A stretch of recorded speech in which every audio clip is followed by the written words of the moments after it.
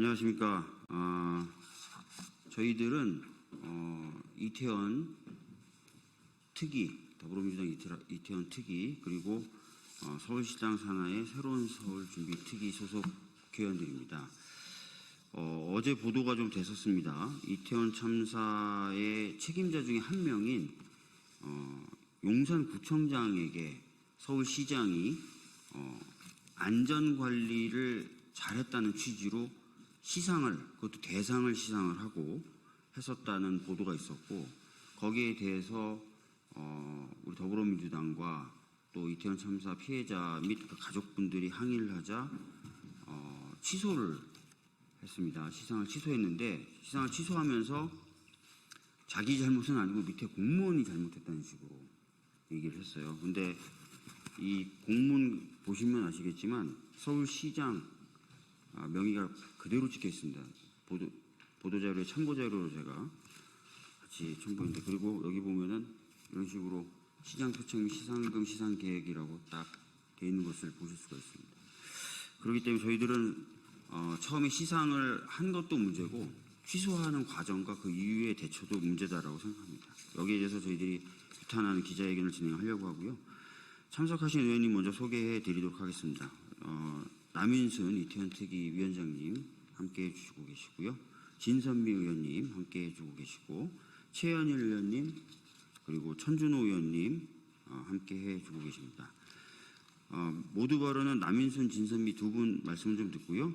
기자회견문 낭독은 최현일, 천준호 이렇게 두 분이 좀 수고해 주시도록 하겠습니다. 먼저 남인순 의원님 말씀 듣도록 하겠습니다. 네, 저는 더불어민주당 이태원 참사 대책 특별위원장을 맡고 있는 남인순 의원입니다.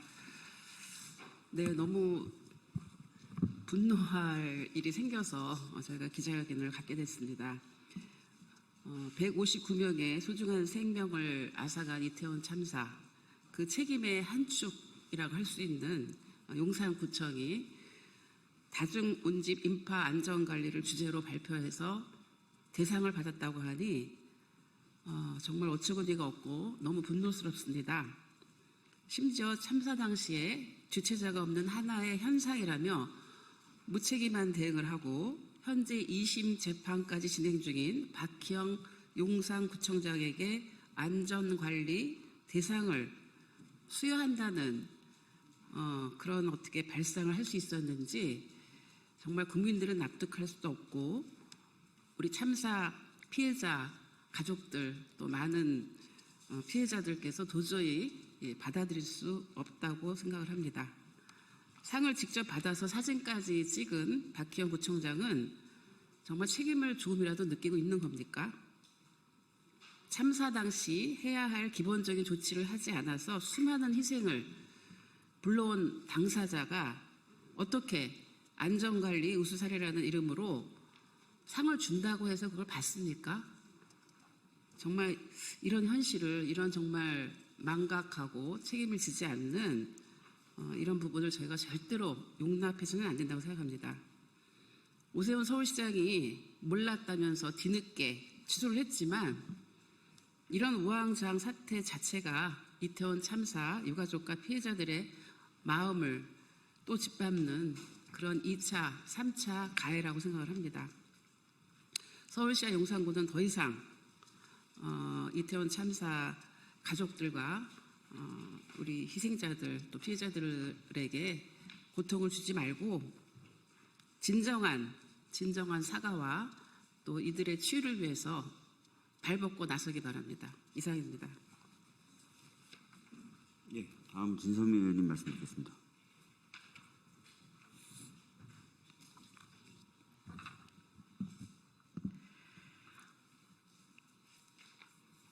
대한민국은 도대체 참사 이후에 그 피해자들과 유가족들의 심리를 어떻게 이렇게 방치하는 걸까, 이런 생각이 듭니다.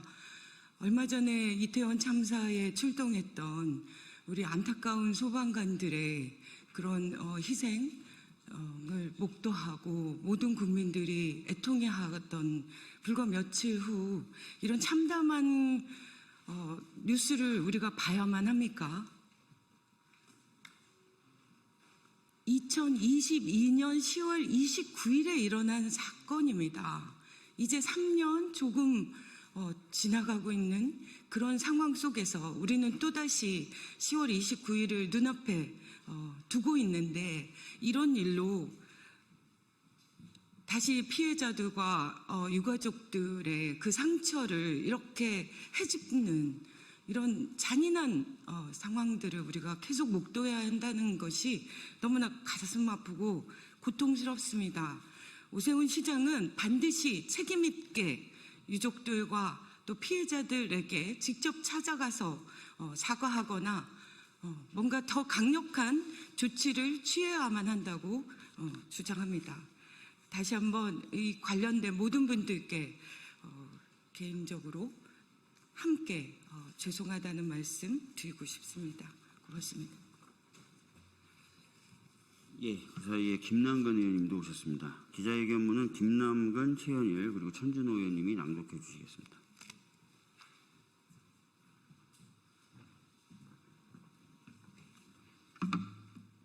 네, 천준호 의원입니다. 이태원 참사 이후에 만약 윤석열 정권이 정상적으로 이 사태를 수습하고 대응했다면 당시에 물러나거나 처벌되었어야 할 사람들, 오세훈 서울시장 그리고 용산구청장이 그대로 건재하면서 발생한 사건입니다.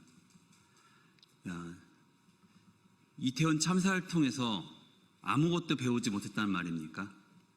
이제 더 이상 희생자와 유가족을 모욕하지 말고 즉시 공직에서 물러나야 한다고 저는 생각을 합니다. 기자회견문 낭독하겠습니다. 이태원 참사 책임자에게 안전 대상을 수여한 오만과 몰상식의 상직 오세훈을 강력히 규탄한다. 최근 오세훈 서울시장은 서울시 지역축제 안전관리 경진대회에서 박희영 구청장이 있는 용산구에 대상을 수여했다. 박희영 용산구청장은 2022년 10월 29일 이태원 참사의 핵심 책임자 중 한 명으로 현재 피고인 신분으로 형사재판이 진행 중인 인물이다. 이런 사람에게 안전관리 대상을 수여한 것이 시민 상식에 부합하는지 과연 타당한지 묻지 않을 수 없다. 더욱 충격적인 것은 대상의 주제가 헬로윈 대비 다중운집 인파 안전관리라는 점이다. 참사의 기억이 생생하고 책임 규명이 끝나지 않은 상황에서 매뉴얼 하나 만들었다고 대상을 주며 칭찬하는 오세훈 시장의 결정은 납득할 수 없다.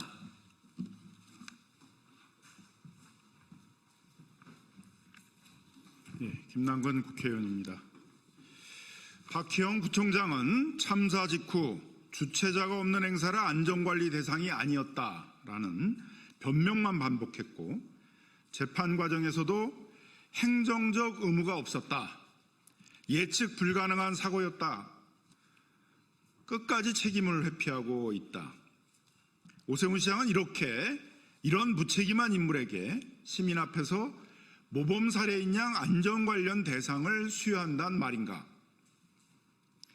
특히 이번 서울시의 공식 포상은 박희영 구청장의 형사재판에 유리한 프레임을 줄 뿐 아니라 참사 직후 무한한 책임을 말하면서 눈물로 사과했던 오세훈 시장의 진정성을 시민들이 의심하지 않을 수 없게 하고 있다.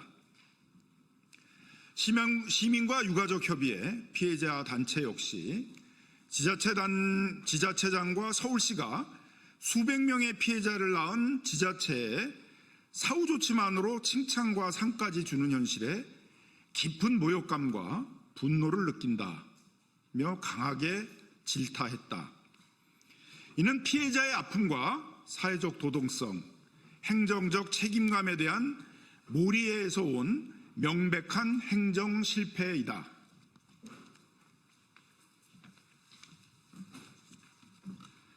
오세훈 시장은 논란이 커지자 뒤늦게 수상을 취소했다. 오세훈 시장은 유족의 고통을 헤아리지 못한 상식밖의 일이었다며 사과와 재발 방지를 지시했다고 밝혔다. 하지만 이조차도 오세훈 시장 본인의 직접 사과는 없고 공무원을 향한 질책만 남았다. 또한 서울시는 이런 일이 다시 발생하지 않도록 최선의 노력을 다하겠다고 해명했지만 정작 시 공문에 홍보, 시상금, 시장 표창 계획까지 세워놓고 본인은 몰랐다는 식의 해명은 혼자만 빠져나가겠다는 비겁한 해명이다. 서울시민 입장에서 이런 사람이 10년째 서울시장이라는 사실이 참담할 뿐이다.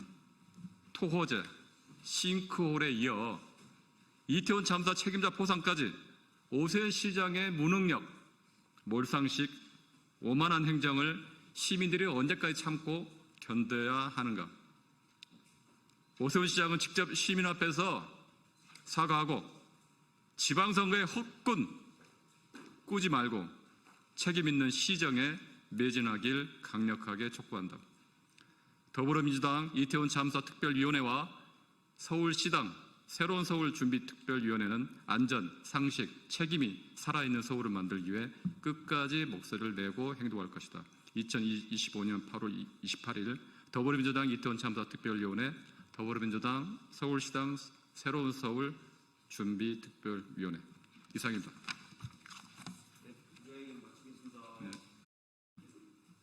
네, 그러면 시작하도록 하겠습니다.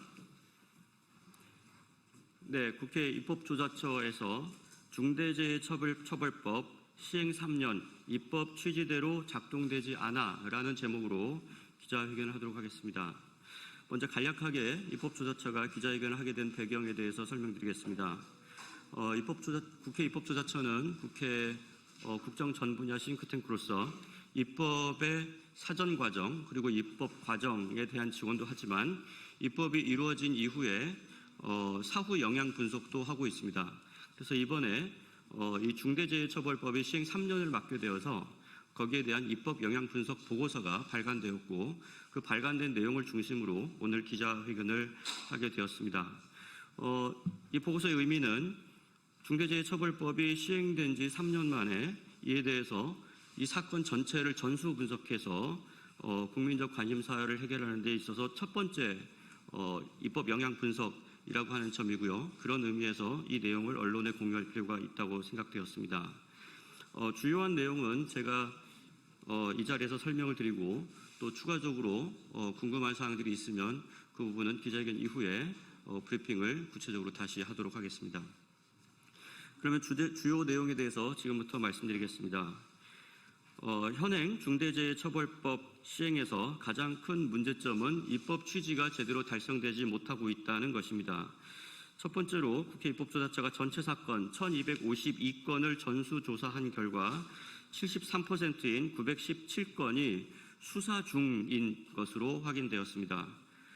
중대재해처벌법 위반 사건의 상당수가 미해결 상태로 남아있어서 수사가 지연되는 것이 지금 입법 3년차가 되도록 법의 취지가 달성되지 못하는 가장 큰 요인 중의 하나라고 보았습니다. 다음으로 처벌의 적정성 문제입니다. 사건 처리 내용을 보면 형사 사건의 무죄 비율의 3배에 달하는 무죄 비율 10.7%가 확인되고 있습니다. 수사 속도와 처벌 수준에서 모두 문제가 있는 것이고요. 또 집행유예율도 85.7%로서 일반 형사사건 집행유예율 36.5%에 2.3배로 확인되었습니다. 47건의 징역형 유죄 형량 평균이 1년 1개월로 42건이 집행유예 처분을 받았습니다. 벌금을 보면 50개 법인 벌금의 평균 액수가 1억 1,040만 원인데 20억 원을 받은 이례적인 한 건을 제외하면 평균적으로는 7,280만 원 수준입니다. 이러한 분석이 어떻게 이루어졌는지 조금 더 구체적으로 설명드리겠습니다. 입법조사처는 이번 영향 분석의 주요 기준으로서 산업재해가 감소했는가의 여부, 책임자 처벌의 적정성 여부, 작업 환경이 변화했는지, 그리고 안전보건 인식 수준이 변화했는지를 중심으로 살펴봤습니다. 그리고 그 효과를 분석하기 위해서 적어도 법이 시행된 지 3년 정도 지나서 보는 것이 좋겠다고 했는데 2022년 1월 27일부터 이 중대재해처벌법이 시행되었고 그래서 이제 자료가 3년 정도 축적되어서 올해 이제 작년 10월부터죠. 작년 10월부터 해서 약 10개월간 대상 사건 1,252건을 전수조사했습니다. 그리고 그 결과 가장 중요한 점으로서 현행 중대재해처벌법에서 정부가 시행령 또는 시행규칙 등의 개정을 통해서 사업장 사망사고가 신속하고 엄정하게 처리되도록 노력할 필요가 있다라고 보았습니다. 네 가지 기준에 대해서 하나씩 구체적으로 설명드리겠습니다. 첫 번째는 산업재해 감소 여부입니다.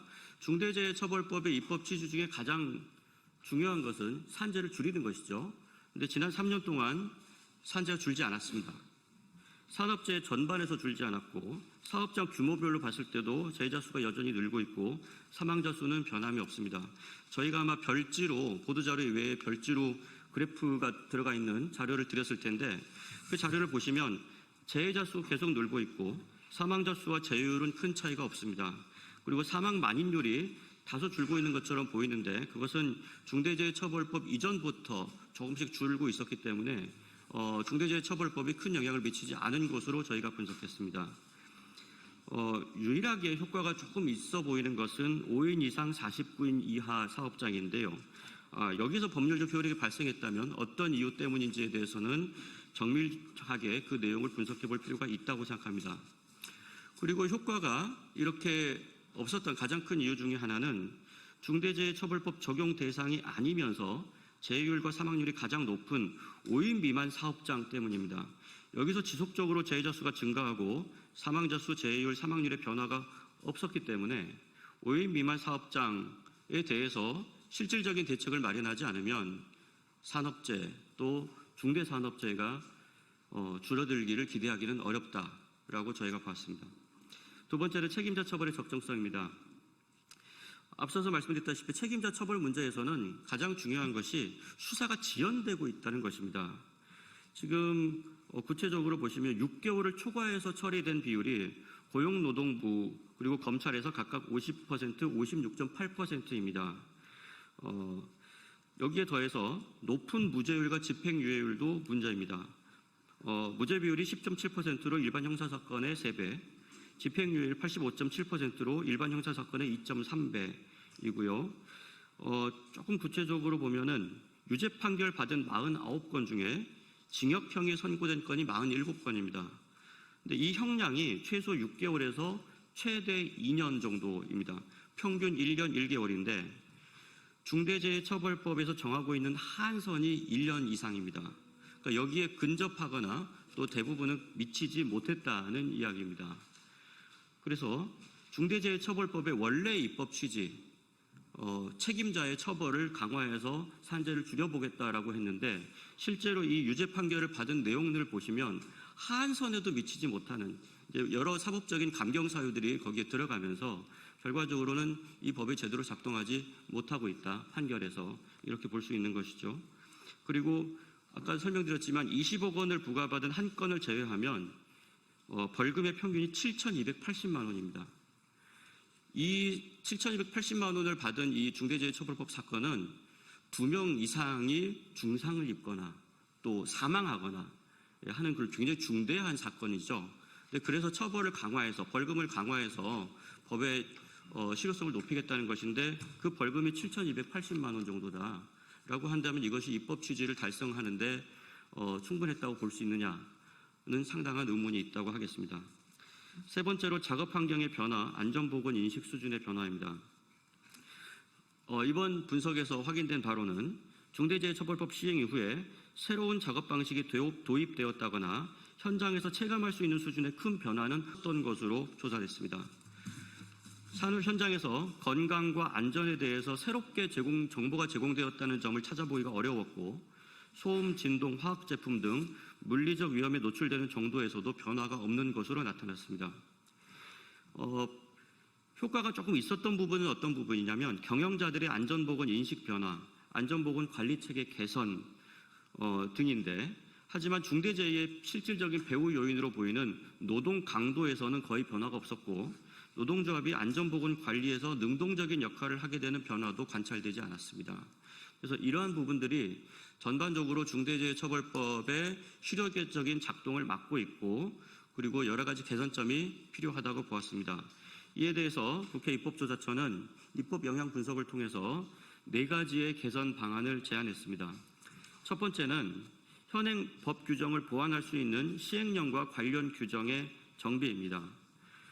지금 입법 취지가 제대로 달성되지 않고 있는 것을 입법조사처에서는 법 집행자들의 의지 부족, 그리고 그에 따른 규정의 미비에 있다고 보았습니다.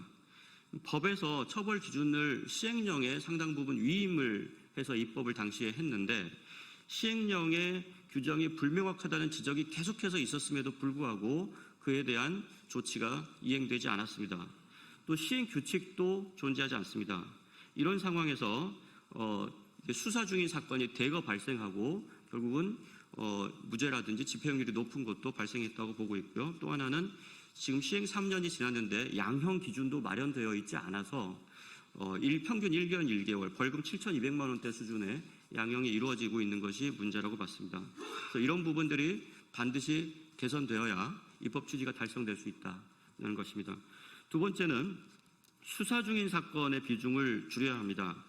지금 중대재해처벌법 관련해서 많은 사업장들이 지금 해당이 되고 있는데 왜 그 부분들이 빨리빨리 개선되지 않느냐?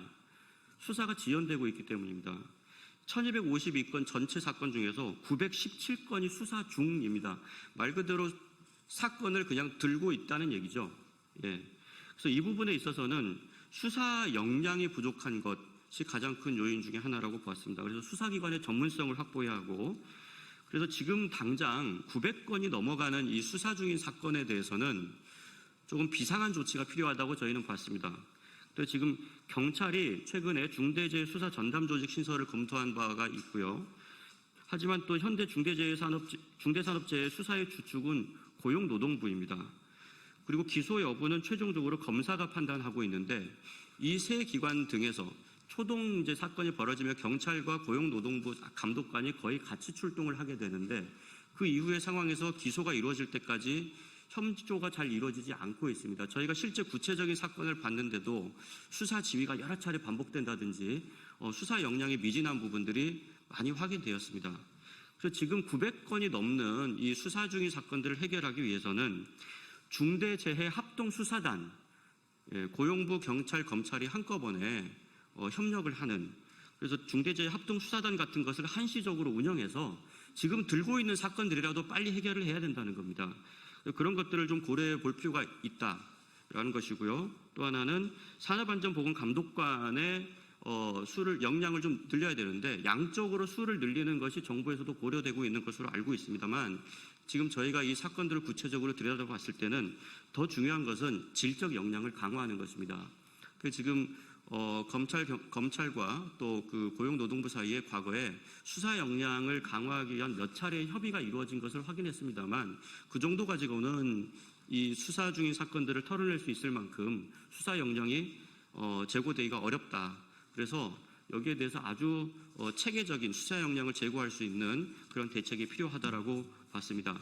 그런 문제 해결에 노력이 있을 때 사건 처리 절차의 표준화, 또 신속한 증거 확보 같은 것이 가능하다고 봤습니다. 세 번째는 형사처벌 이외에도 안전보건 관리 체계가 자율적으로 구축될 수 있도록 하는 시스템을 만드는 것입니다. 산재를 방치하는 것이 경제적으로 이익이 되지 않는다라고 하는 구조를 만들어내야 되는 것입니다. 그래서 그에 대한 대안으로 저희는 인센티브제, 경제적 불이익, 제도적 인프라 지원 방안 같은 것들을 제시했는데요. 조금 더 구체적으로 보면 현재 기업들이 형사처벌에 대해서 만약에 산재가 발생하면, 중대재해처벌법 대상 사건이 발생하면 서류 중심의 형식적인 대응을 한다든지 외부 전문가 자문, 또 법적 대응 등을 통해서 해결하려는 경향을 보이고 있습니다. 그것이 경제적으로 좀 더 이익이라고 판단하고 있는 것이죠. 그래서 이런 부분들을 해결하려면 매출액 이익 연동 벌금제, 재산 비례 벌금제, 사고 이력 가중 벌금제, 이익 환수형 과징금제, 산재 보험에서 차등 보험률제 같은 것들을 적극적으로 적용해야 된다고 생각합니다. 매출액 이익 연동 벌금제 같은 것은 산재가 계속 나더라도 매출이 늘어나면 경제적으로 도움이 된다라고 하는 것을 불가능하게 원칙적으로 만들어야 된다는 것입니다. 네 번째는 입법 취지에 부합하는 처벌이 이루어질 수 있도록 양형 기준을 빨리 마련하는 것입니다. 지금 산업 현장에서 일하다가 사람이 크게 다치거나 죽어도 평균 7천만 원 초반대의 벌금을 내면 된다라고 하는 것이 과연 중대재해처벌법을 입법한 취지였는가? 그렇게 많은 사회적인 어떤 갈등 요인들을 극복하면서 합의를 이루어냈던 그 결과가 이런 것인가라고 하는 것에 대해서 상당한 의문을 갖게 합니다. 그래서 지금 말씀드린 대로 이런 양형 기준을 명확하게 마련해서 우리가 이 입법을 했던 그 취지가 달성될 수 있도록 법 집행자들이 특히 행정부와 사법부가 노력을 같이 경주해 주기를 바란다라고 하는 의견을 저희가 제시했습니다. 그리고 앞에서 한번 말씀드렸지만 지금 중대재해처벌법의 실효성을 높이고 그 의지를 확인하기 위해서는 지금 들고 있는 사건 900건이 넘는 수사 중인 사건들을 어떻게 해서든지 공조 수사를 통해서 빨리 해결하는 것이 가장 중요하다. 이 점을 다시 한번 강조드리고 싶습니다. 네, 이것으로 브리핑을 마치고 구체적인 질문에 대해서는 저희가 백브리핑에서 다시 한번 설명드릴 수 있도록 하겠습니다.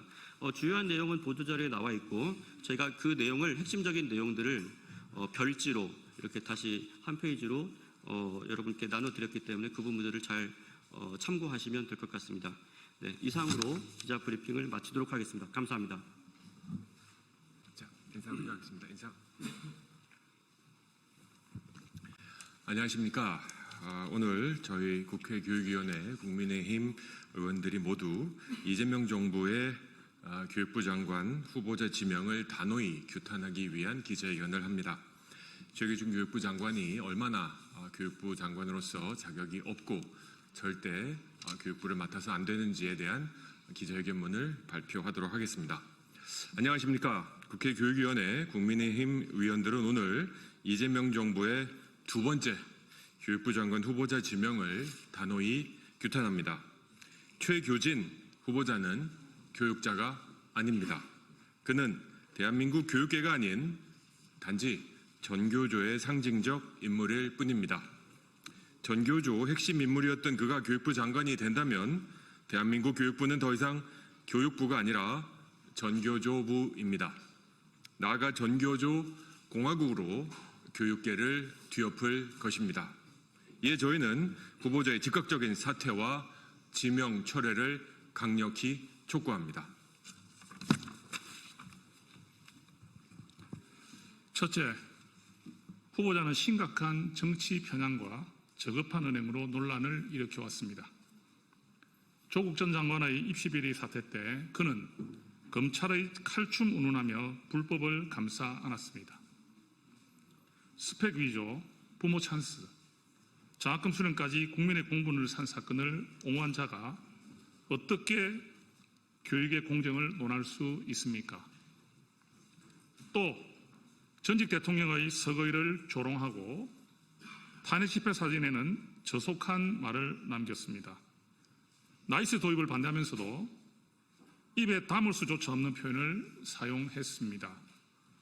공직자로서의 품위와 자질은 물론 교육자로서의 기본적 자세조차 찾아볼 수 없습니다.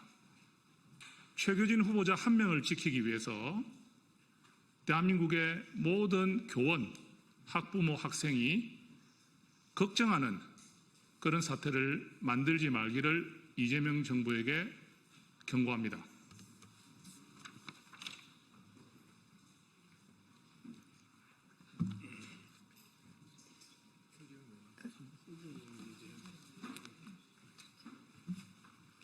네, 후보자의 안보가는 대한민국의 기초를 흔드는 수준입니다. 천안함 폭침을 북한이 아닌 이스라엘 탓으로 돌리는 음모론을 공유했고 세종시 교육청이 주관한 교사 학습 자료에는 북한의 NLL 주장을 사실상 두둔하는 내용을 담았습니다. 북한 방문을 무려 17차례 신청해 대부분 승인받았고 평양 방문 뒤에는 감동의 눈물이 흘렀고 엎드려 땅에 입맞춤하고 싶을 정도로 감격했다며 북한에 대한 애정을 가감없이 드러냈습니다. 이것은 교육자가 아니라 대한민국 안보를 위협하는 친북 정치 선동가의 모습입니다. 이런 사람을 교육부 장관에 지명하는 것은 국가 정체성을 스스로 부정하는 행위입니다. 아무리 대북 송금 사건으로 재판받은 대통령이라고 해도 이런 사람을 교육부 장관 후보로 지명해도 됩니까? 저는 적극적으로 절대적으로 처리할 것을 요구하는 바입니다. 네, 셋째, 후보자는 논문 표절 의혹으로부터 자유롭지 않습니다. 석사 논문에서 언론 기사와 블로그 내용을 무단으로 베낀 사실이 드러났습니다. 교육의 근본은 진실과 정직입니다. 표절과 거짓으로 얼룩진 자가 어떻게 교육계를 이끌어 갈 수 있단 말입니까? 아무리 대통령 본인도 석사 논문 표절을 인정했다고 하지만 연구윤리를 책임지는 자리에까지 같은 논란이 있는 사람을 지명해도 되는 것입니까? 게다가 그는 공직을 사익에 이용했습니다.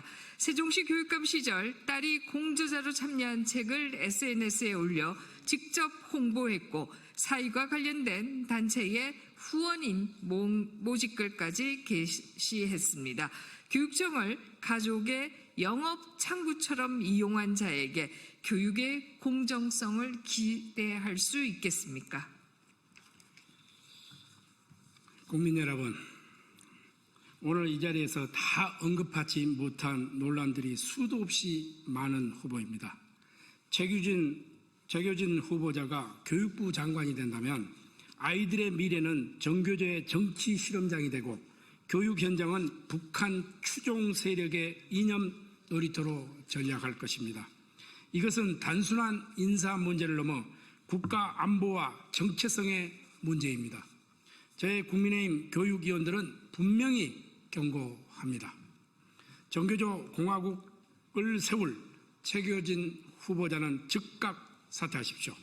이재명 정부는 국민의 눈높이에 맞는 진정한 교육자를 다시 지명해야 합니다. 교육은 정치가 아닙니다.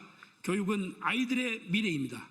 저희 국민의힘은 끝까지 우리 국민 여러분과 함께 대한민국의 교육을 지켜낼 것입니다.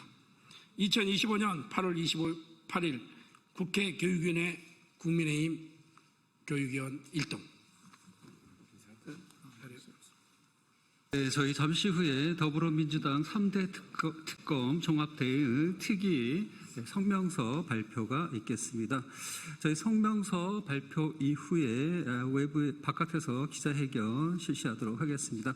우선 오늘 참석자분들 소개해드리겠습니다. 전현희 총괄 대응 특위장님이십니다. 네, 김병주 위원장님, 박희승 위원님, 네, 장경태 간사님, 이재강 위원님, 이현희 위원님, 이재관 위원님, 김준혁 위원님, 이성윤 위원님, 서미화 위원님, 김상욱 위원님 참석하셨습니다. 그럼 바로 기자회견 실시하겠습니다. 네, 안녕하세요. 더불어민주당 3대 특검 종합대응 특위 총괄위원장 전현희 수석 최고위원입니다. 어제 한덕수 전 국무총리에 대한 사법부의 구속영장 기각 결정이 있었습니다. 사실상 내란에 대해서 중대 혐의자에 해당되는 그런 역할을 한 한덕수 전 총리에 대한 구속영장 기각 결정에 대해서 매우 깊은 우려를 표명합니다. 한덕수 전 총리는 범죄 혐의도 심각할 뿐만 아니라 또한 사실상의 증거인멸 가능성도 있는 매우 심각한 그런 상황입니다. 자신의 범죄 혐의를 적극 부인을 하면 흔히 법조계에서는 증거인멸 우려가 있다고 합니다. 그럼에도 불구하고 한덕수 전 총리에 대한 납득할 수 없는 법원의 영장에 대해서 저희 3대 특검 법원의 영장 기각 결정에 대해서 저희 3대 특검 특위에서는 오늘 기자회견을 통해서 규탄하는 성명을 발표하고자 합니다. 아울러 어제 내란 특검에서는 안규백 국방부 장관에 대해서 내란에 대한 철저한 진상규명과 또 사후 대책을 촉구하는 방문을 가졌습니다. 거기에 대해서도 오늘 기자회견에서 저희들의 입장을 밝히고자 합니다. 우리 언론인 여러분들의 많은 관심과 보도 부탁드립니다. 감사합니다. 네, 기자회견문 낭독을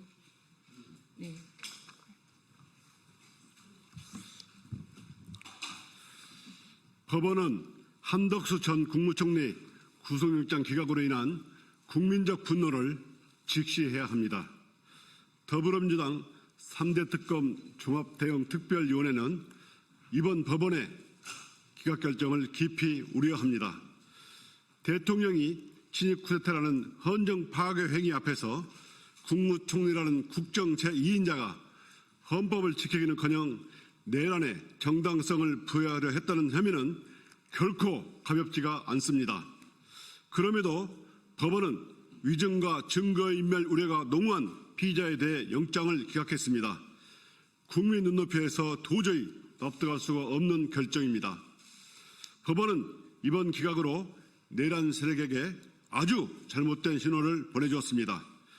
허위 개헌문건 폐기라는 노골적 증거인멸 의혹마저 외면한 것은 사법 정의를 후퇴시키고 사법 신뢰를 근본적으로 흔드는 위험한 선택입니다. 국민들은 이미 윤석열 전 대통령 구속 취소라는 석연치 않은 판결을 지켜봤습니다. 이번 기각은 법원의 공정성, 절차적 정의에 대한 국민의 불신을 더욱 키웠습니다. 법원의 권위는 투명성과 공정성에서 나옵니다. 이를 스스로 무너뜨린다면 남는 것은 불신과 분노뿐입니다. 우리 위원회는 특검이 이번 결정에 주저하지 말고 보강 수사 후 영장을 반드시 재청구하여 내란 공범 세력의 범죄를 끝까지 규명할 것을 강력히 촉구합니다. 이미 국민들 사이에서는 내란 특별재판부 도입 요구까지 나오고 있습니다. 법원은 민심의 경고를 결코 가볍게 여겨서는 안 됩니다. 더불어민주당 3대 특검 종합대응특위에서는 내란 세력에 대한 완전한 단죄가 이루어질 때까지 국회 차원의 모든 역량을 총동원하여 특검을 뒷받침하겠습니다.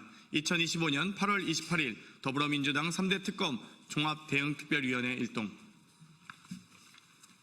네, 내란 특검 종합대책위원회 위원장 김병주입니다.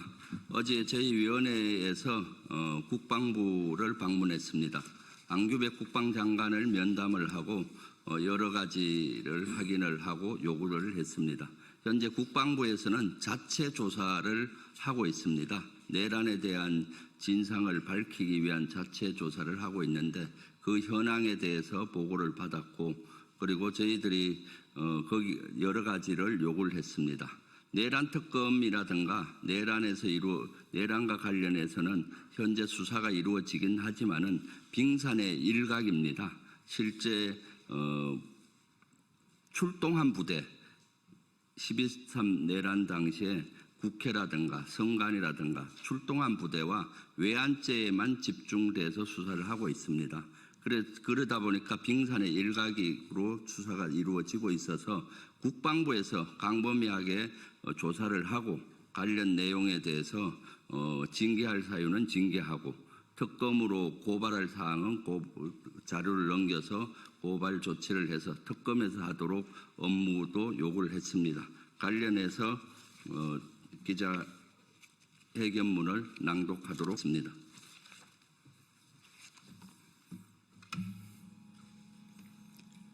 내란 특검 대응 TF의 이현희 의원입니다. 존경하는 국민 여러분, 내란 특검이 12.3 내란의 실체 규명을 위해 최선을 다하고 있으나 상명하복 군 조직 특성과 사건 발생 9개월이라는 시간 동안 군의 광범위한 증거 인멸로 인해 사건의 핵심에 도달하지 못하고 있습니다. 국민이 반드시 알아야 할 핵심 사항은 다음과 같습니다. 첫 번째, 윤석열과 김영현, 여인영과 노상원 일당이 언제부터 비상계엄 음모를 세웠고 언제부터 본격적인 준비에 나섰는가? 둘째, 윤석열, 김영현, 여인영, 노상원은 비상계엄을 통해 무엇을 얻고자 했는가? 즉, 그 최종 목적이 무엇이었는가? 국회 파괴와 영구 집권으로 국헌을 유린하고 어떠한 정치 구조를 새로 세우려 했는가? 대한민국 정치 질서에서 자유롭고 민주적인 선거 제도를 무너뜨리고 그 대신 도입하려 했던 전두환식 비상 입법기구의 역할과 구성은 무엇이었는가? 셋째, 윤석열, 김영현, 노상원이 더불어민주당 대표와 핵심 지도부, 국회의원은 물론 법원과 종교계 비판적 인사들과 언론 및 민주당 정부에서 일했던 공직자들을 제거하려 했던 계획과 실행 방식은 무엇이었는가? 넷째, 합동참모본부와 그 책임자인 합참의장은 윤석열과 김영현으로부터 어떤 임무를 부여받았는가? 어떠한 북한의 도발 징후도 없는 상태에서 계엄령이 선포되자마자 합참본부로 복귀하는 도중에 경계태세 2급을 발령한 근거와 내란의 연관성은 무엇인가? 다섯째, 비상계엄이 최소 2023년 12월부터 논의되기 시작한 바 2023년 말에 진급한 군 장성들과 국방부 주요 지휘자들이 계엄 준비 및 실행에 가담한 실체는 제대로 파헤쳐지고 있는가? 여섯째, 지난해 6월 4일 실시된 9.19 남북군사 합의 효력 정지와 확성기 설치 이후 다방면에서 진행된 대북 군사행위의 전모는 무엇인가? 각종 서해상 포사격 훈련, 군사분계선 이남에서 아파치 헬기 작전, 10여 차례에 달하는 무인기 평양 진입 작전, 오물풍선 원점 타격 계획과 그 목적에 대한 충분한 수사는 이루어졌는가? 외환 유치를 위한 무분별한 행위가 정보사령부의 대북 접촉으로 이어졌다는 정황이 있음에도 불구하고 과연 제대로 수사가 진행되고 있는가?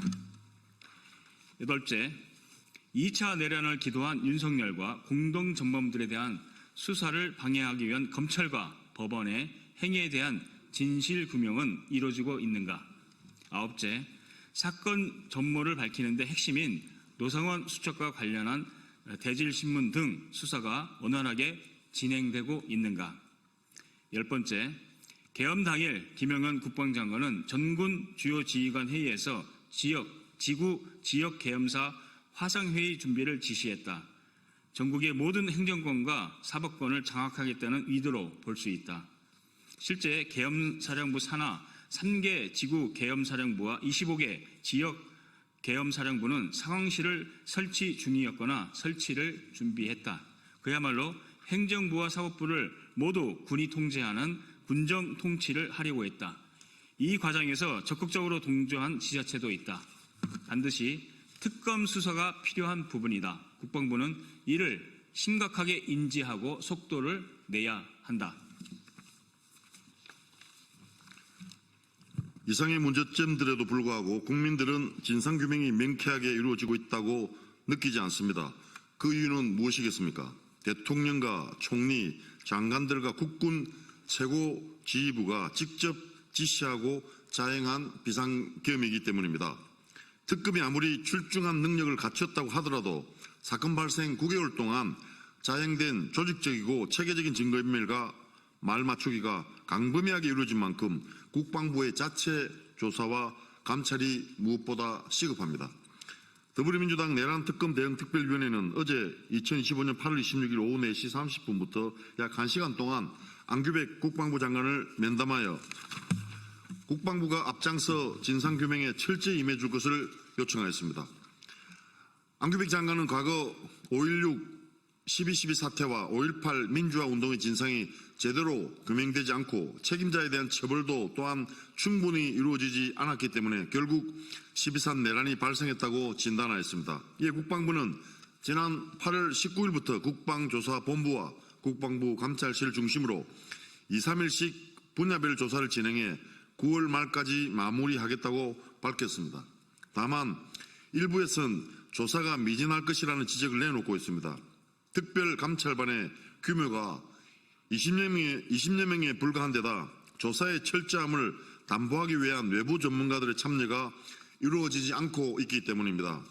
결국 이러한 한계로 인해 면죄부만 주는 조사로 끝날 수 있다는 우려가 커지고 있습니다. 장관이 직접 조사를 지시한다고 하지만 합참의장, 지상작전사령관, 각군 지휘관들이 뒷짐진 채 증거인멸에 몰두하는 건 아닌지 의심이 듭니다. 조사의 공정성과 정확성을 기대하기 어렵습니다. 그것의 한 예가 바로 연합연습 기간 중 원천희 정보본부장의 도저히 이해할 수 없는 근무지 이탈 행동입니다. 2024년 12월 2일 오전 10시 30분부터 11시 10분까지 김용현에게 문상호 정보사령관이 계엄에 대해 보고하는 자리에 원천희 정보본부장, 박진영 정보부장이 함께 있었습니다. 이번 주 초 이 사실이 알려지자 원천희 정보본부장은 2025년 8월 25일 월요일 오후 2시에 열린 국회 국방위원회에 출석하지 않았습니다. 원천희 정보본부장은 불출석 사유로 이승호 합참작전본부장과 공동으로 합참에서 을지연습을 통제 중인데 이승호 합참작전본부장이 직무정지 상태이기 때문에 자신의 을지연습 지휘를 위해 작전 통제실을 지켜야 한다고 밝혔습니다. 그러나 국회 국방위가 열리는 그 시각 원천희 정보본부장은 용산 작전 통제실에 있지 않았습니다. 오히려 경기 남부 지역에 있는 정보 관련 다른 사령부를 찾아가 중함파로 분류되는 사령관을 만나고 있었습니다. 국방장관이 2시부터 거의 하루 종일 국회 국방위에 참석하고 있다는 사실을 알면서도 근무지를 이탈하여 증거인멸을 위한 말맞추기를 하고 있었다고 의심을 지울 수 없는 상황입니다. 이 단 하나의 사례만 보더라도 알 수 있습니다. 국방장관 한 사람이 아무리 좋은 의도와 의지를 갖고 감찰 조사를 한다고 해도 과연 좋은 성과를 낼 수 있을지 쉽게 확신하기 어렵습니다. 남원 장수임 순창 국회의원 박기성입니다. 이에 국방부에 요구합니다. 조사가 충실히 이루어질 수 있도록 국방조사본부와 군검찰단 그리고 방첩사 일부와 국방부 감사관실로 구성된 합동조사팀을 현재 20명에서 50여 명 이상으로 대폭 늘려주십시오. 합참의장, 지상작전사령관, 국방정보본부장과 문제의 충함파 사령관에 대한 응분의 책임이 있는 인사조치를 취해 주십시오. 국방혁신을 조기 달성하고 국민의 군대 재건을 위해 신뢰받는 예비역 장성들이 특별 감찰 활동에 참여할 수 있도록 해주십시오. 상부 지시에 의해 부득이 임무를 수행한 주요 지휘자들과 영관급 장교들에게 과거를 바로잡을 기회를 부여하고 내란 제보와 수습에 참여할 기회를 보장하며 어떠한 불이익도 없을 것이라는 점을 분명히 해 주십시오. 안규백 국방장관이 이상의 요구에 대해 안보관계장관 회의를 통해 결정하고 이행할 것을 촉구합니다. 2025년 8월 28일 더불어민주당 내란특검 대응 특별위원회 위원 일동. 네, 저희 기자회견은 여기서 마치고요. 외부에서 질의응답 시간 갖도록 하겠습니다. 감사합니다. 내란청산 사회 대개혁 강원 비상행동에서 주최하는 불법 정치자금 수수 내란 동조 권성동 국회의원 제명 촉구 기자회견을 시작하겠습니다. 첫 번째 발언으로 민주노총 강원 지역본부장이신 김남순 강원 비상행동 상인 공동대표의 발언이 있을 예정이고요. 두 번째로 오동철 춘천 공동행동 상인 공동대표, 그리고 세 번째 마지막 발언으로 임명희 사회민주당 부대표 발언이 있겠습니다. 그리고 마무리로 기자회견 낭독이 있겠습니다.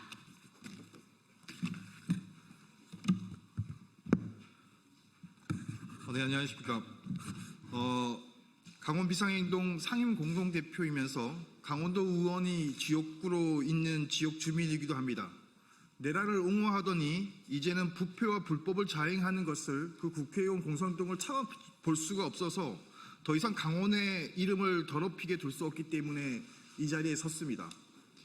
이번 국민동의 청원은 두 번째입니다. 첫 번째는 지난 12월 윤석열의 불법 계엄과 내란 행위를 옹호 선전하는 1등 내란 동조자를 그냥 둘 수 없기 때문에 최단 시간 만에 공성동 제명 촉구 국민동의 청원이 완료되었습니다.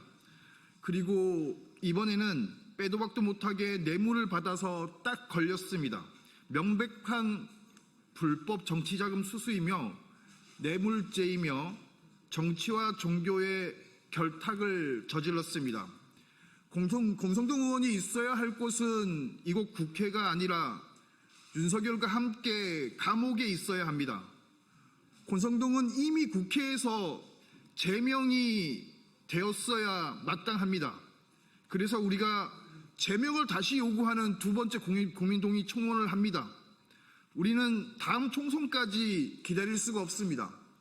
국회는 윤리특위 심사가 그렇게 어렵습니까? 정치적 이해관계가 그렇게 복잡합니까? 빠르게 지역 주민과 국민들의 염원 요구에 따라서 국회의원 공성동을 제명해 주시기 바랍니다. 고맙습니다.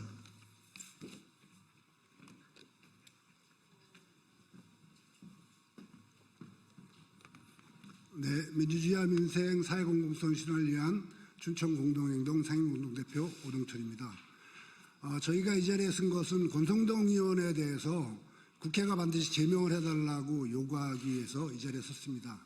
강원도민들은 정말 많은 가슴의 상처를 받았습니다. 권성동 의원을 인해서 강원랜드 채용비리 사건에 연루되었었고요. 그 다음에 지난 대통령 선거 때 성추행 사건에도 연루돼서 많은 그 논란이 됐었습니다. 거기다가 이 권성동은 무엇보다 내란 동조, 내란 방조, 내란의 직접적인 당사자가 아닌가 의심이 될 만큼 그동안 많은 만행들을 저질러 왔다고 생각합니다. 국회 탄핵 표결을 방해하기 위해서 당론이라는 미명하에 모든 국민의힘 의원들이 입장하지 못하게끔 막았었고요. 그 다음에 그 헌법재판관이 부족해서 헌재가 제 역할을 하지 못할 때 대통령 권한대행이 헌법재판을 임명하는 것은 절대 안 된다. 이렇게 하면서 가이드라인을 쳐오면서 내란이 그 조기에 수습되지 못하도록 역할을 해왔다고 생각합니다. 저희는 피켓에 지금 권성동 의원 자진 사퇴하라는 것과 권성동 의원을 국회가 징계하라 이렇게 두 가지 피켓을 들고 있는데요.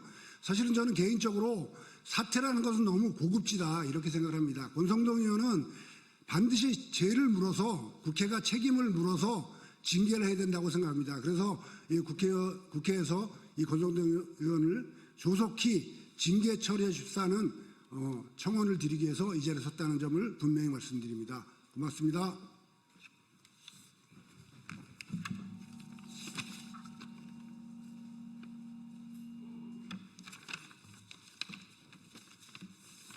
네, 사회민주당 부대표 임명입니다.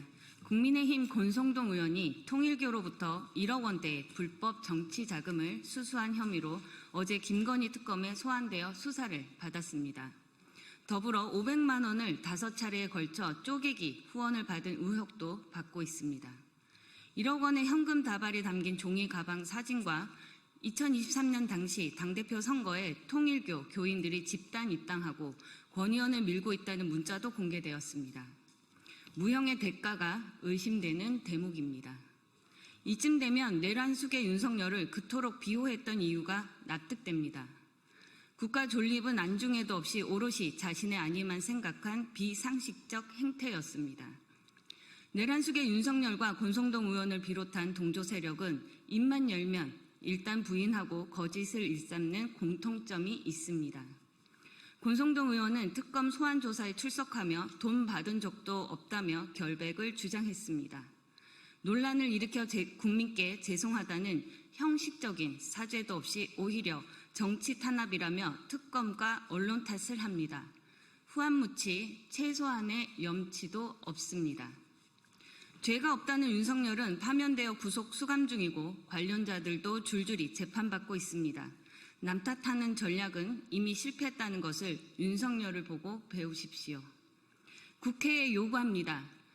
권성동 의원의 구속영장이 청구된다면 지체 없이 체포동의안을 가결시키십시오. 본인은 결백하다며 무혐의를 주장한 만큼 불체포 특권을 내려놓고 영장 실질 심사도 당당하게 받으십시오. 두 번째 권성동 의원 제명 국민청원이 진행 중입니다. 국민의힘 권성동 의원의 워딩 그대로 돌려드립니다. 알량한 자리에 연연하지 마십시오. 국회의원 특권을 누릴 자격이 없습니다. 법 앞에 만인의 한 명으로 심판받으십시오. 감사합니다. 네, 발언은 이것으로 마치고요. 바로 기자회견 낭독하겠습니다. 김남순 상임 공동대표님 모시겠습니다. 네, 기자회견문 낭독하겠습니다.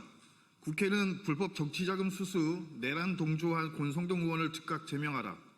권성동은 통일교 전 간부로부터 1억 원의 정치자금을 지원받은 것에 이어서 22년 2, 3월에 두 차례 통일교 한 총재가 기거하는 가평 청정궁을 방문하여 한 총재에게 큰절을 하고 직접 금품이 들어있는 쇼핑백을 받아갔다는 진술이 나오면서 특검 수사가 진행 중입니다. 8월 27일 권성동 의원의 특검 출석으로 그 의혹은 점차 명백하게 범죄 혐의로 밝혀질 것이라 예상됩니다. 누가 보더라도 명백한 불법 정치 자금입니다. 권성동 의원이 통일교의 불법 정치 자금을 받았고 그 돈을 대선 자금으로 썼다면 20대 대통령 선거는 명백한 불법 부정선거입니다. 권성동 의원이 이 같은 행위는 정치자금법 제45조 정치자금 부정수수죄에 해당하며 형법상 뇌물죄가 성립할 수 있습니다. 무엇보다도 정치와 종교는 분리된다는 헌법 20조 2항의 정교 분리를 명백히 위반한 것입니다. 특검의 소환 조사는 물론 현직 의원으로는 처음으로 출국 금지까지 내린 것은 권성동의 혐의가 결코 가볍지 않고 증거인멸의 가능성이 충분하다는 것을 보여주는 것입니다. 그런데도 권성동 의원은 뻔뻔하게 결백을 주장하고 심지어 자신의 명예를 훼손하고 있다며 복면의 달인답게 피해자 가면을 쓰고 있습니다. 아무리 얼굴을 가린다 해도 결국 자신을 가릴 수 없듯이 결코 진실을 덮을 수 없습니다. 권성동 의원은 특검 조사 이후 반드시 구속되어 합당한 처벌을 받고 친구 윤석열과 함께할 운명입니다. 또한 국민의힘 권성동 의원은 이른바 윤핵관의 대표주자로서 12.3 비상계엄을 방조하고 내란 숙의 윤석열을 비유하며 내란 행위를 정당화하는 데 앞장섰습니다. 12월 4일 계엄 해제 표결 불참, 12월 7일 윤석열 탄핵 소추안 표결 불참도 모자라 국민의힘 원내대표로서 내란 특검과 김건희 특검, 윤석열 탄핵 2차 표결에 반대의 당론을 이끌었고 윤석열 체포 과정을 불법으로 매도하면서 윤석열 비호에 앞장섰습니다. 지속적으로 내란에 동조하고 선동한 권성동 의원은 민주주의와 헌정 질서를 파괴한 내란 공범입니다. 내란 청산, 사회대개혁, 강원 비상행동은 지난 1월에 이어서 8월 12일에 두 번째로 권성동 국회의원 제명을 촉구하며 국민 동의 청원에 돌입했습니다. 지난 1월 국민 동의 청원은 단 5일 만에 500명 청원을 달성했으나 국회 윤리위원회조차 구성되어 있지 않습니다. 이에 다시 한번 주권자의 이름으로 내란에 동조하고 불법 정치자금을 수수한 권성동 의원의 즉각적인 제명을 국회에 촉구합니다. 2025년 8월 28일 내란 청산 사회대개혁 강원 비상행동. 고맙습니다. 네, 이것으로 기자회견 마치겠습니다. 기자 여러분의 많은 관심 부탁드립니다. 고맙습니다. 진보당 수석 대변인 홍성규입니다. 두 가지 말씀드리겠습니다. 첫 번째입니다. 내란 단죄가 정치 보복이라는 국민의힘, 윤석열 김건희 수감도 인권 유린이라니 정당 참칭 내란 세력은 즉각 해산해야 합니다. 아니나 다를까 장동혁 국민의힘의 첫 일성은 바로 윤석열 김건희 구하기였습니다. 장동혁 신임 대표가 처음으로 주재한 최고위에서 함께 당선된 김민수 최고위원은 윤 전 대통령과 김건희 여사에 대한 인권 유린에 가까운 정치 보복 중단하기 바란다고 버젓이 내뱉었습니다. 우리 국회와 우리 국민의 가슴을 정조준하여 총뿌리를 들었던 그 무도하고 참담한 자들을, 우리 대한민국의 헌정 질서와 민주주의를 처참하게 짓밟으려 했던 그 내란 세력을 지엄한 법에 따라 당연히 단죄하는 것이 어떻게 정치 보복입니까? 내란 속의 윤석열과 국정농단 김건희를 그야말로 상식적인 단죄의 과정으로 감옥에 쳐넣은 것이 어떻게 인권 유린입니까? 응당한 내란 단죄에 정치 보복이라며 중단을 요청하는 자들이야말로 명백한 내란 일당들입니다. 그 의석수가 몇 석이건 상관없이 내란의 일당들이 버젓이 지도부를 꿰어찬 곳이 어떻게 대한민국의 정당일 수가 있겠습니까? 국민의힘은 지금 정당을 참칭하는 내란 세력일 뿐입니다. 즉각 해산함 외에 다른 길은 없습니다. 두 번째입니다. 독립기념관을 사유화한 김영석 목사, 종묘 차담의 김건희와 뭐가 다릅니까? 즉각 해임해야 합니다. 김영석 독립기념관 관장이 기념관 시설을 규정 따위는 다 무시하고 개인적으로 사유화한 정황들이 드러났습니다. 목사 안수를 받은 김 관장이 지인 교회 신도들에게 기념관을 예배 장소로 내준 것입니다. 김 관장 부부가 함께 참석하기도 했고 일반 관람객에게는 거의 공개되지 않는 유물 원본의 수장고까지 마음대로 단체 관람을 허용했습니다. 자신의 ROTC 동기의 모임도 대관 절차나 대관료도 없이 무단으로 독립기념관 컨벤션 홀에서 치렀습니다. 끔찍한 것은 규정과 절차를 어긴 이 모든 사유화 과정에서 직원들까지 강제로 동원했다는 점입니다. 자신의 개인 손님의 안내와 의전을 맡도록 지시했고 직원들은 어쩔 수 없이 따르면서도 자괴감에 시달려야 했습니다. 세계문화유산인 서울 종묘에 버젓이 차 끌고 들어가서 냉장고까지 설치하고 차담회를 열었던 김건희나 우리 국민들의 성금으로 개관한 독립기념관을 자신의 개인 저택처럼 사용한 김영석이나 국정농단 내란 세력들의 작태는 어쩜 이리 하나같이 다 뻔뻔합니까? 하긴 공사 구분 자체부터가 되지 않으니 나라 전체를 꿀꺽 삼켜보겠다고 내란을 획책했던 것 아닙니까? 절대로 그 자리에 있어서는 안 될 잘못된 역사관에 더하여 공직자로서의 기본 윤리조차 갖추지 못한 김영석을 즉각 해임해야 합니다. 이상입니다. 네, 안녕하십니까. 더불어민주당 원내대변인 문금주입니다. 8월 28일 언론 브리핑하겠습니다. 부적격 인권위원 부결, 민심의 바로미터입니다. 송원석 원내대표는 보이콧으로 국회를 협박하지 마십시오. 국민의힘 송원석 원내대표가 국민의힘이 추천한 국가인권위원회 위원 후보가 부결된 것에 대해 의회 폭주하며 항의했습니다. 한 줌도 안 되는 권력으로 대한민국을 약탈하려 했던 윤석열을 배출한 정당 원내대표의 주장이라 한심하기만 합니다. 윤석열과 김건희, 한독수 등 내란 세력을 옹호하고 대한민국 정상화에 어깃장을 놨던 국민의힘을 비춰볼 때 송원석 원내대표의 의회 폭주라는 궤변이 과연 어울리는 단어인가 되묻고 싶습니다. 내란의 참상을 겪은 민생 앞에서 제대로 된 사과조차 없는 국민의힘이 모든 상임위를 보이콧하겠다는 망상은 근무 태만을 통한 혈세 탄로를 예고하는 것으로밖에 보이지 않습니다. 국가인권위원회는 고 김대중 대통령께서 인권의 중요성을 고려해 설립한 정부 핵심 기관입니다. 그런 기관에 구구 인사를 임명한다는 것이 말이나 되는 소리입니까? 국민의힘은 국가인권위원회를 갈등의 불씨로 활용하려는 시도를 즉각 중단하기 바랍니다. 국회 보이콧으로 국민과 국회에 대한 협박을 중단하고 국민께 부여받은 임무를 성실히 수행할 것을 경고합니다. 이태원 참사 지역에 안전관리 대상을 준 오세훈 서울시장 제정신입니까?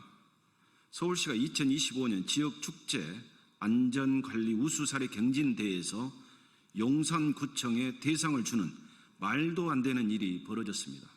심지어 할로윈 기간 동안 이태원 일대에서 추진한 종합안전대책이 높은 평가를 받았다고 합니다. 159명이 사망하고 부상자만 195명에 달하는 충격적인 참사를 낳은 용산구청을 칭찬하고 상까지 주다니 기가 막힙니다. 심지어 최근 이태원 참사 현장에 출동했던 소방관이 트라우마를 극복하지 못하고 싸늘한 죽음으로 발견되기도 했습니다. 이태원 참사는 아직 진행 중입니다. 논란이 되자 오세훈 서울시장은 관계자들을 질책하고 재발되지 않도록 지시했다라며 꼬리 자리기에 나섰습니다. 오세훈 서울시장님, 제정신입니까? 이태원 참사 발생의 장본인으로 재판을 받고 있는 용산구청장에게 대상을 수여한 의도가 무엇입니까? 이태원 참사에는 서울시도 용산구도 없었음을 모든 국민이 기억하고 계십니다. 대상을 취소했다 해서 서울시의 망동까지 취소되지 않음을 경고합니다. 오세훈 서울시장은 말뿐인 질책을 늘어놓지 말고 국민 앞에 제대로 사과하십시오. 그것이 국민에 대한 최소한의 예의입니다. 이상입니다. 안녕하십니까. 국회 정무위원회 더불어민주당 간사 강준현입니다. 독립기념관장으로 있는 김영석의 문제가 하루가 멀다 하고 새롭게 제기되고 있습니다. 파도 악담만 나옵니다. 김영석이 이젠 독립기념관 시설까지 사적으로 남용한 정황이 드러났습니다. 지난해 임명될 때부터 뉴라이트 역사관으로 문제를 일으켰고 국회의 요구를 무시하기 위해 꼼수를 부렸던 김형석입니다. 이번 광복 80주년 행사에선 믿을 수 없는 망언으로 또 한 번 국민들의 분노를 샀는데 또 문제가 터졌습니다. 이대로 더는 묵과할 수 없습니다. 부실남용, 뉴라이트, 국민 무시, 3종 무자격 사유를 보유한 김영석은 하루라도 빨리 사퇴하는 것이 옳은 길입니다. 이에 오늘은 김영석이 왜 독립기념관장으로서 자격이 없는지를 국민 여러분께 알리고 김영석의 사퇴를 촉구하는 기자회견을 열고자 이 자리에 섰습니다. 먼저 참석해 주신 의원님들 소개하겠습니다. 박범계 의원님 모셨습니다. 김용만 의원님 모셨습니다.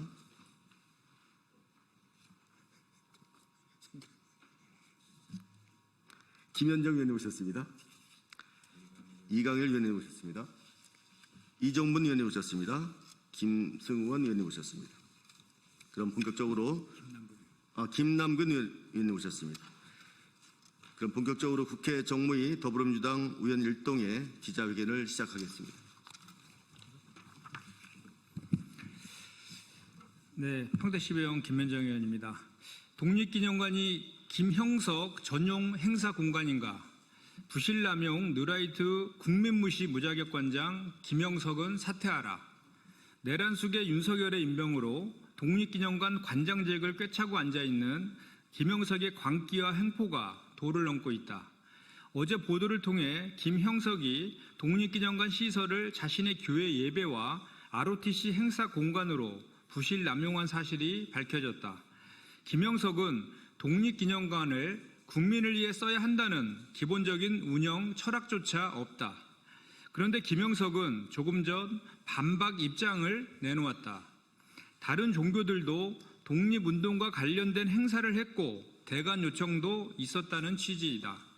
김형석이 하다하다 이제 교묘한 물타기 수법까지 동원하고 있다. 문제가 제기된 부분은 종교를 주제로 한 전시 행사가 아니라 독립기념관이 특정 교회의 사적인 예배 공간으로 썼다는 지적이다. 그 예배에는 김형석 본인도 참여하지 않았나? 무엇이 그리 당당한가? 또한 김형석은 왜 독립기념관 직원을 동원해 예배와 행사 참석자들의 편의를 봐주고 수발까지 들도록 했나? 독립기념관 직원들이 김형석 개인의 집사인가? 통제시설인 유물 원본 수장고는 교인들에게 왜 개방했나? 지인들 앞에서 없던 체면이라도 차린 것인가? 명백한 공공기관 사유화이자 부실 운영으로 감사해야 할 사항이다.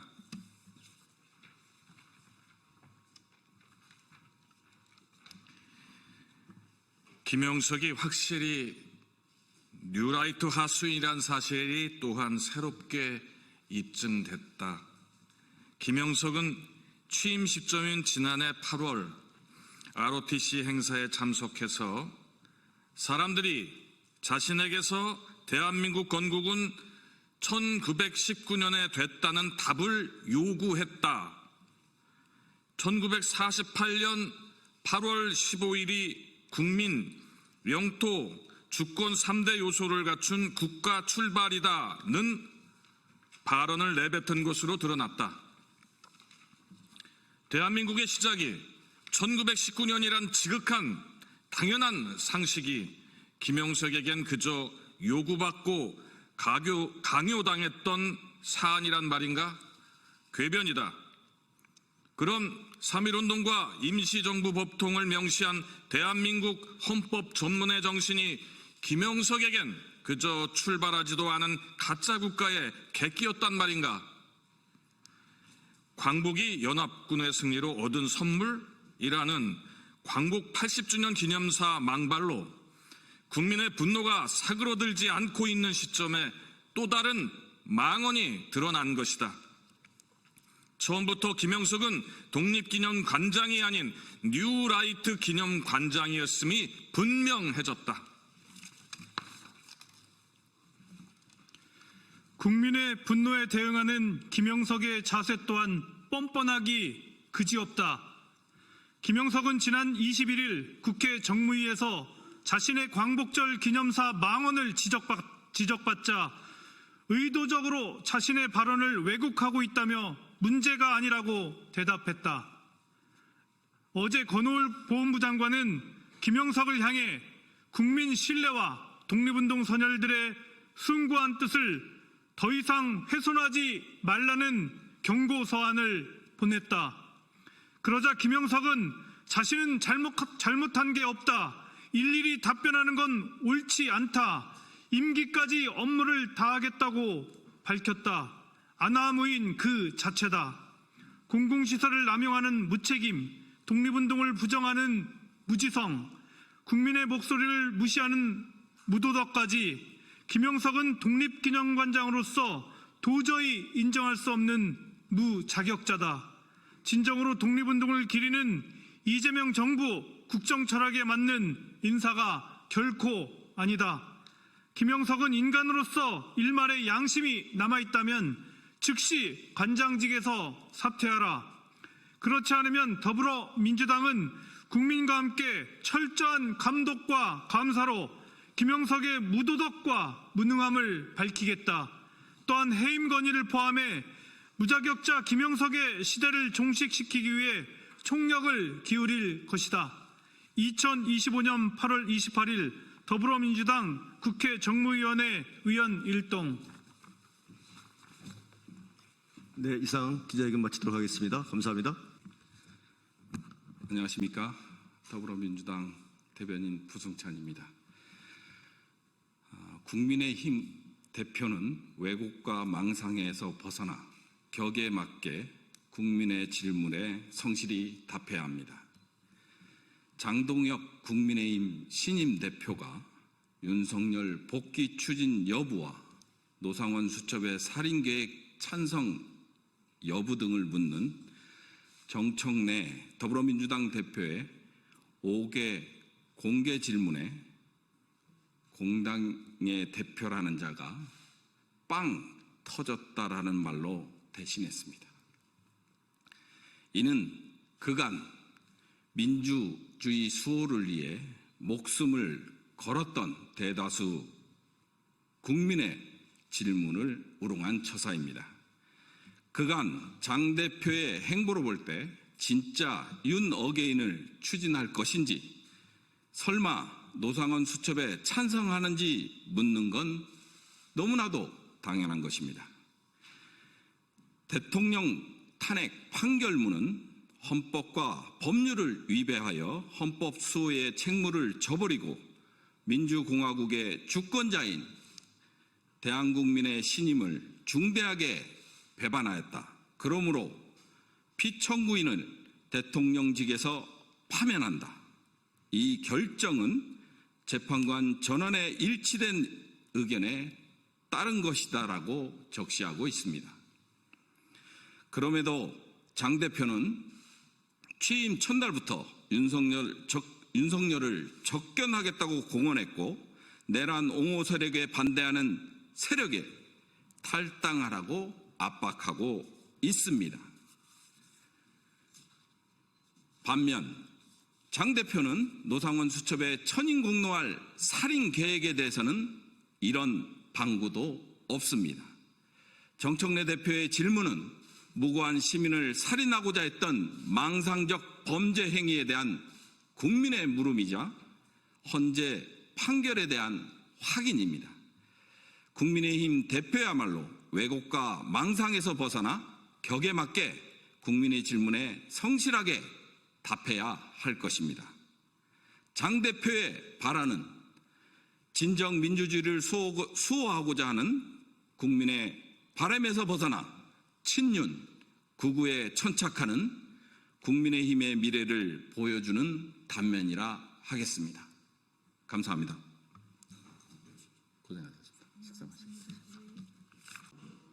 네, 진보당 브리핑 시작하겠습니다. 부대변인 이미선입니다. 비혼 출생 증가, 정상가족 중심 저출생 정책을 전면 개편해야 합니다. 통계청이 어제 발표한 2024년 출생 통계에 따르면 지난해 합계 출생률은 0.75명으로 9년 만에 소폭 반등했습니다. 특히 혼인 외 출생아 비중이 5.8%로 역대 최고치를 기록했습니다. 이는 결혼을 전제로 한 출산 인식이 흔들리고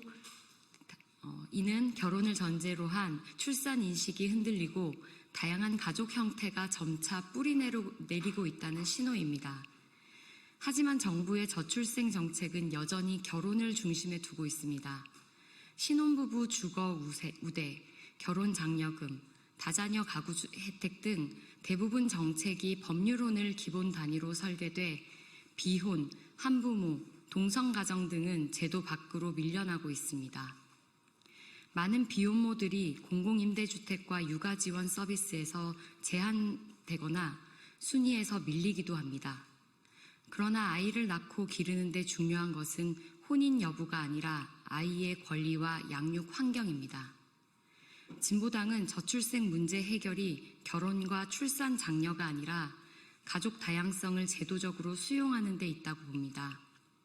이를 위해 생활동반자법 등의 도입으로 다양한 가족 형태를 인정하고 비혼 여성의 난임시술 접근, 출생신고 간소화, 육아휴직과 보육 서비스가 필요합니다.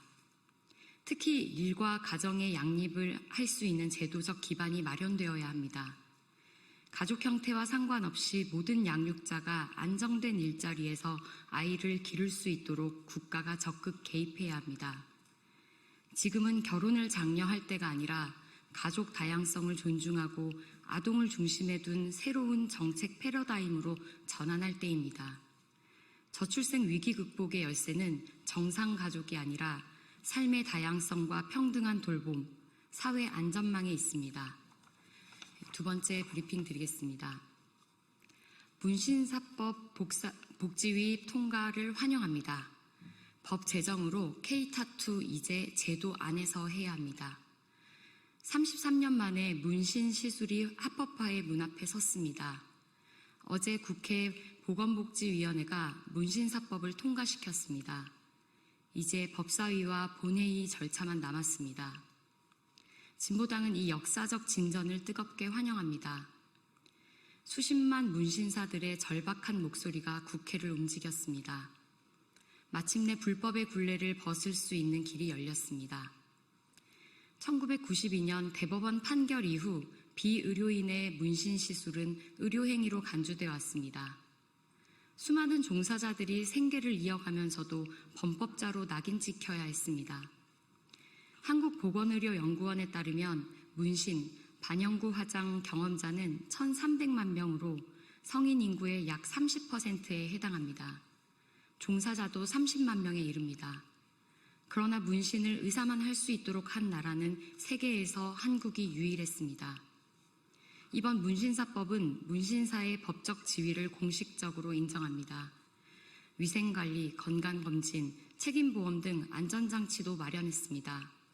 문신은 이제 불법이 아니라 K컬처의 한 축으로 성장할 수 있습니다. 법이 현실을 외면하는 시대는 끝내야 합니다. 문신사법에 조속한 본회의 통과를 요구합니다. 진보당도 타투이스트들의 권리 보장, 시민의 문화권 확대, 그리고 안전하고 창의적인 문신 문화의 제도를 위해 힘을 보태겠습니다. 이상 브리핑 마치겠습니다. 고맙습니다. 조국혁신당 윤재관 수석대변인입니다. 오늘은 국회는 보이콧, 대통령 회동 제안에는 도망칠 국리만 하는 국민의 극우의 힘, 이참에 당사에만 쭉 있기 바랍니다. 라는 제목으로 논평하겠습니다. 극우의 힘의 생떼로 국회 의사 일정이 중단되었습니다. 어제 오후 여가위 전체 회의는 취소됐고 오늘 예정된 농회수위도 열리지 못했습니다. 정기국회를 불과 며칠을 앞둔 극우의 힘의 전면 보이콧 선언은 두려움의 발로이자 자신들의 죄를 덮기 위한 수작일 뿐입니다. 이번 정기국회는 한마디로 윤건희와 극우의 힘의 심판국회입니다. 그래서 정상적인 정기국회가 되지 못하도록 어떤 핑계를 대서라도 회방 놓으려 하는 것입니다. 국회를 헌신짝처럼 벌이는 극우의 힘의 악습은 어제 오늘의 일이 아닙니다. 지난 12선 내란의 밤에 이들은 자신들이 정작 있어야 할 국회가 아니라 당사에 모였습니다. 결국 극우의 힘이 있어야 할 자리는 국회가 아니라 당사인 것입니다. 한편 극우의 힘 장동혁 대표는 어처구니 없는 국회 보이콧도 모자라 대통령의 성의 있는 회동 제안마저도 형식, 의제를 운운하며 도망칠 궁리만 하고 있습니다. 대통령과 한 테이블에 앉아 대화할 자신감마저 없나 봅니다. 이런 정당은 국민을 대표하는 국회와 위대한 국민이 직접 선출한 대통령과의 회담 테이블이 어울리지 않습니다. 국회 보이콧 선언과 대통령의 회동 제안의 형식부터 따지는 극우의 힘은 어물쩍 국회와 대통령의